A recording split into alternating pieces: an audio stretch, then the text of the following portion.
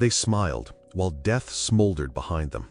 In one photo, a young woman tilts her head back in laughter, an accordion playing nearby, sunlight catching her face. In another, groups of SS women clink mugs of beer, their uniforms crisp, their eyes bright with amusement. If you saw only the pictures, you might think they were snapshots from a harmless holiday retreat.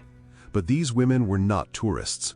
They were guards of Auschwitz, Majdanek, and Bergen-Belsen, witnesses and participants in the murder of millions. The photographs that captured their joy, now infamous as the Höcker album, are among the most disturbing relics of the Holocaust. They force us to confront the unbearable truth. Those who orchestrated and enabled genocide did not look like monsters. They laughed, they played, they fell in love, and then they returned to their posts overseeing torture, executions, and gas chambers. This is the story of the SS women who smiled while they tortured.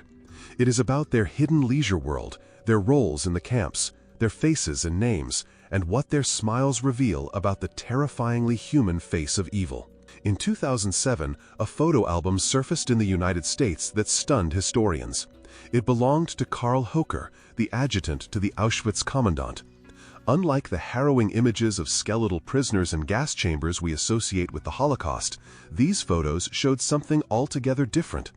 SS men and women smiling, feasting, and enjoying carefree moments at a retreat called Solahütte, nestled in the forests just outside Auschwitz.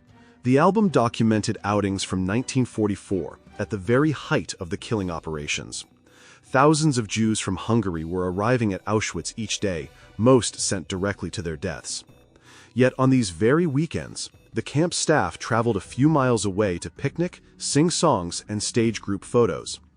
In one picture, SS women clap along as a man plays the accordion. In another, they sit on a wooden fence, laughing as if the world were at peace. The photographs are disturbing, not only because of who they show, but because of what they reveal. Genocide could coexist with ordinary leisure. The same people who orchestrated death on an industrial scale could stroll in the countryside and smile for the camera, without a shadow of remorse. When we think of Nazi concentration camps, the image that comes to mind is often of brutal SS men barking orders or carrying whips. Yet more than 3,500 women also served as guards in the camps, the Aufseherinnen. They were not passive observers. They were trained, armed, and empowered to enforce terror. The path into this role was deceptively ordinary. Many of these women were recruited through newspaper advertisements or wartime labor drafts. They were promised steady pay, status, and a sense of patriotic duty. Most were in their early 20s, often from working-class backgrounds with limited opportunities. They underwent training at places like Ravensbrück, the main women's camp in the Reich, where they learned discipline, Nazi ideology, and how to command prisoners. From there, they were dispatched to Auschwitz, Majdanek, Stutthof, and Bergen-Belsen.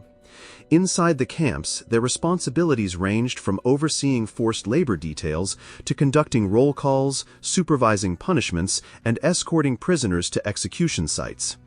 Some became infamous for their cruelty, beating inmates with whips, dogs, or fists, and selecting victims for the gas chambers.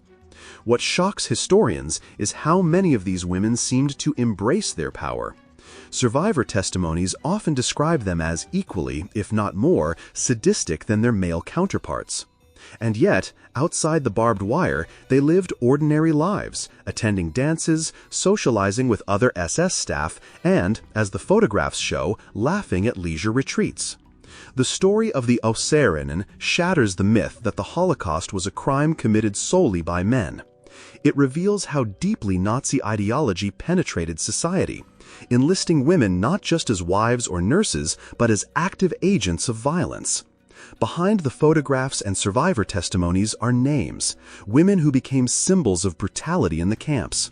They were young, often smiling in pictures, yet infamous for their violence. One of the most notorious was Irma Grayes, known to prisoners as the hyena of Auschwitz. She joined the SS at just 19 and quickly rose to become a senior guard. Survivors described her as both striking in appearance and terrifying in behavior. She was said to whip prisoners, set dogs on them, and select victims for the gas chambers with casual cruelty. At her trial after the war, witnesses recalled her laughing at the suffering of others. Another was Elisabeth Volkenroth, who served at Ravensbrück and later Auschwitz. She became a supervisor in the women's camp, overseeing selections and punishments. After the war, she showed little remorse, and like Grace, she was sentenced to death for war crimes.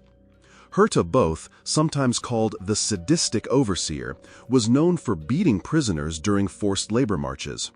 When captured and put on trial, she famously smirked at the charges against her, leaving a chilling image of defiance. Maria Mandel earned the nickname the Beast of Auschwitz. She was head of the women's camp and directly responsible for sending tens of thousands to their deaths. Survivors described her as merciless and ambitious, eager to prove her loyalty to the SS leadership. Then there was Johanna Langfeld, one of the few female guards who showed some inner conflict. Prisoners noted that she sometimes tried to soften orders, though she remained a committed SS official and still enforced the system of oppression. What links these women together is not just their cruelty, but their ordinariness. In photographs, they smile like young women at any social gathering. In courtrooms, some laughed, others remained stone-faced. None fit the stereotype of a monster, yet each played a role in a machinery of mass murder. Their stories remind us that perpetrators are not faceless shadows in history. They had names, jobs, ambitions, and choices. And they chose to serve and to smile in the very heart of humanity's darkest crime. Perhaps the most unsettling detail in the Höcker album is not what the women were doing, but how they looked while doing it. They were smiling, wide, carefree, genuine smiles. These were not forced expressions for propaganda. They reveal that the women felt comfortable, even happy, while working just steps away from mass murder. Historians and psychologists have long tried to explain this disturbing contradiction. One theory is moral disengagement, the ability to separate one's actions from their consequences. For the guards, prisoners were no longer people, but enemies, vermin, or subhumans, labels drilled into them through Nazi ideology. By stripping victims of their humanity, cruelty became easier to carry out without guilt. Another factor was camaraderie. Group photos of laughing women show how shared rituals, songs, outings, picnics bonded them together. Violence was normalized within this group culture. To be tough and unfeeling was not just accepted, it was admired. Many guards were eager to prove themselves loyal and capable in a male-dominated SS structure, which further encouraged cruelty. Some scholars also point to career ambition. A young woman in the SS could rise in rank, gain privileges, and earn recognition by showing efficiency and ruthlessness. Smiling, then, was not a contradiction. It was part of their satisfaction in belonging, succeeding, and being valued. The photographs remind us of Hannah Arendt's warning about the banality of evil. These women did not look like monsters because they weren't.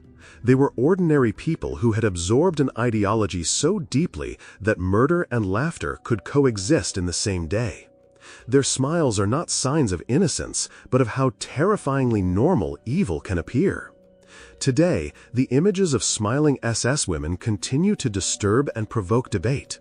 The Höcker album has become a powerful teaching tool in Holocaust education, precisely because it shatters the illusion that perpetrators were inhuman monsters. Instead, it shows them as ordinary young women, laughing, eating berries, and singing songs, while Auschwitz burned in the background. For decades, popular memory focused on male Nazis, while female guards were treated as rare exceptions. But research has revealed that women were not bystanders. They were participants, complicit in the machinery of genocide, and in some cases, active perpetrators of brutality. By studying their lives, historians seek not to sensationalize cruelty, but to confront uncomfortable truths. Evil can wear a smile, and ordinary people can commit extraordinary crimes. These photos demand that we look closely at the human face of atrocity and recognize it for what it is.